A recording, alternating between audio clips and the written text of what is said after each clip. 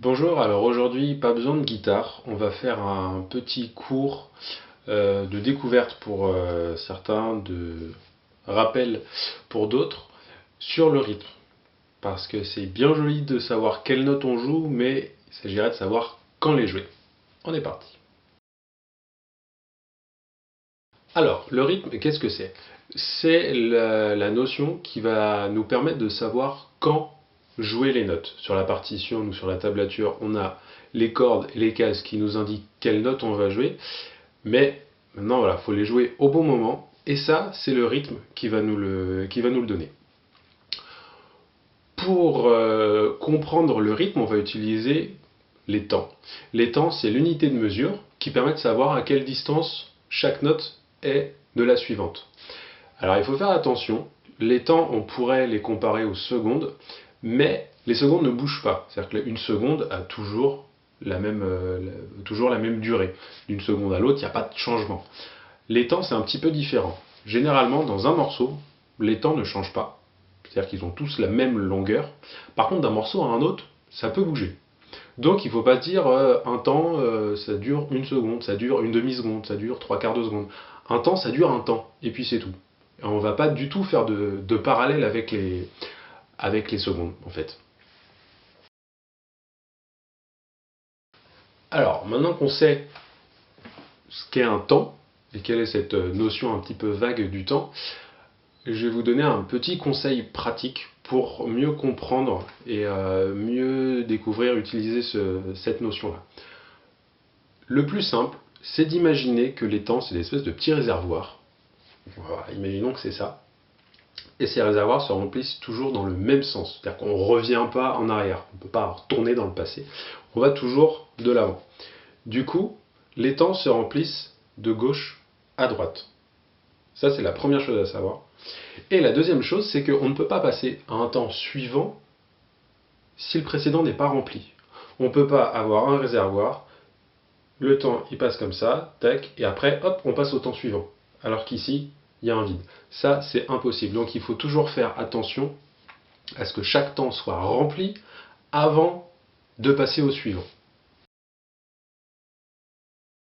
Alors pour illustrer un petit peu cette idée-là des temps qui se remplissent dans un sens et qu'il ne faut pas en sauter, etc., j'ai fait des petits exemples.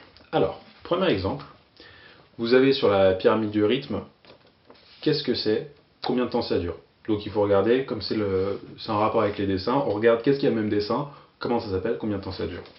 Il s'avère que là, j'ai 4 noirs qui se suivent. Comment je fais pour savoir à quel moment je vais jouer tout ça? Première chose, voilà, on voit les petits réservoirs, ici 1, 2, 3, 4. Je place mes 4 petits réservoirs.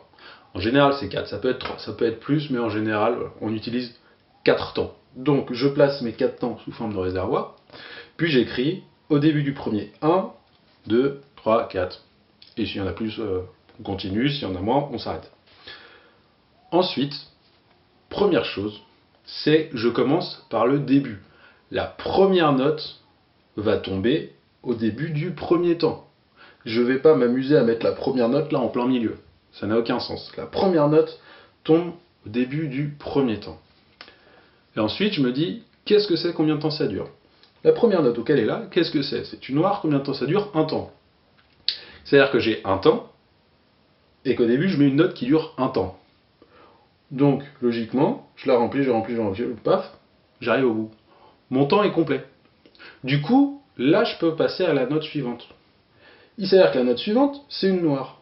Donc, pareil, je la mets sur le début du deuxième temps, et ça dure un temps, donc je remplis mon deuxième temps, tac, tac, tac, tac, et j'arrive au bout. Donc, le prochain truc, ça va arriver sur le troisième temps, etc., etc.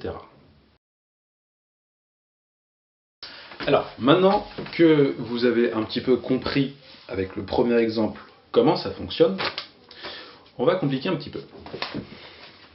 Deuxième exemple. Je me retrouve avec une noire, et là, hop, deux croches. Puis encore une noire, puis encore deux croches. Du coup, on est en train de se dire que, voilà, il va y avoir du changement. Parce qu'avant, hop, là, j'avais 4 noirs, donc ça faisait sur mes 4 temps. Je rajoute des croches, donc il va se passer quelque chose.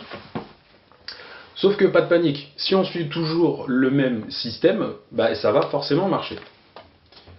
Je fais, encore une fois, mes 4 petits réservoirs. Je les intitule comme il faut, 1, 2, 3, 4. Ensuite, je commence par le début. Le début, qu'est-ce que c'est? Combien de temps ça dure? C'est une noire, ça dure un temps. Donc là, exactement comme le premier exemple, je mets ma noire au tout début du premier temps, et hop, je remplis. J'arrive à la fin de mon premier temps. Très bien. Deuxième temps. Qu'est-ce que c'est la suite? Combien de temps ça dure? La suite, c'est 2 croches. Du coup, pour faire ça, j'écris la première partie de ces 2 croches. Parce que là, elles sont reliées, mais on peut soit les écrire reliées, soit une par une, voire sur la feuille de la pyramide du rythme. Donc, je place ma première croche. Comme la première note c'est fini à la fin du premier temps, la première croche elle tombe forcément sur le deuxième temps, ça se suit. Du coup j'ai ma première croche, sur le 2 ça remplit, sauf que la croche elle dure un demi-temps. Du coup j'arrête ma note en plein milieu du temps, et je peux rajouter la deuxième. La deuxième donc tombe au milieu, et elle fait un demi-temps, tac tac tac tac, ça fait la deuxième moitié du temps. Pour pouvoir nommer cette note, il y a un truc qui est très simple, c'est que tout ce qui tombe entre les temps, les croches qui tombent entre les temps, on va les appeler et.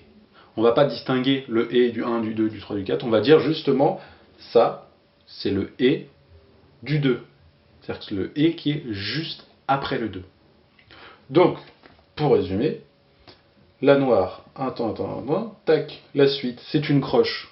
La croche dure un demi-temps, donc elle va jusqu'à la moitié de mon temps. La deuxième croche commence à la moitié de mon temps, fait la deuxième moitié, et hop, j'arrive au bout. Et là, je me retrouve avec un deuxième temps qui est complet. Troisième temps, c'est une noire. On commence à connaître le système.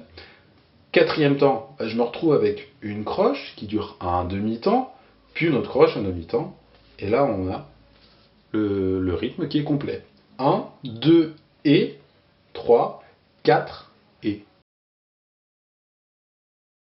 Alors, maintenant qu'on a vu les éléments simples, donc comment on conçoit les temps, comment on les représente avec ces petits réservoirs qu'on remplit dans un sens, il n'y a pas de vide, machin, etc. Les noirs et les croches, qui sont des valeurs simples de un temps et un demi-temps, on va compliquer un petit peu le système. Alors, on ne va pas compliquer non plus énormément, on va juste rajouter 2 notions, la liaison rythmique et les silences. Alors, les silences, très rapidement, c'est des moments où on ne joue pas. Voilà, ça porte plutôt bien son nom, mais voilà, c'est d'autres dessins qui vont avoir les mêmes valeurs que les noirs, les croches, les blanches, machin, sauf que on ne joue pas, donc c'est un petit peu le plus facile à jouer en musique. Les liaisons rythmiques, ça va être une autre paire de manches. La liaison rythmique, le principe, c'est, donc le dessin, c'est, on a une note, un petit arc de cercle et une autre note. Le principe, c'est que la première note de la liaison va avoir sa valeur et elle va résonner le temps de la deuxième note. Donc en fait, on va avoir une espèce de fusion rythmique de 2 notes qui va nous permettre d'accéder à certaines choses. On va voir ça dans évidemment 2 petits exemples. Donc d'abord celui sur la liaison rythmique, qui est le plus compliqué, et puis après celui sur les silences.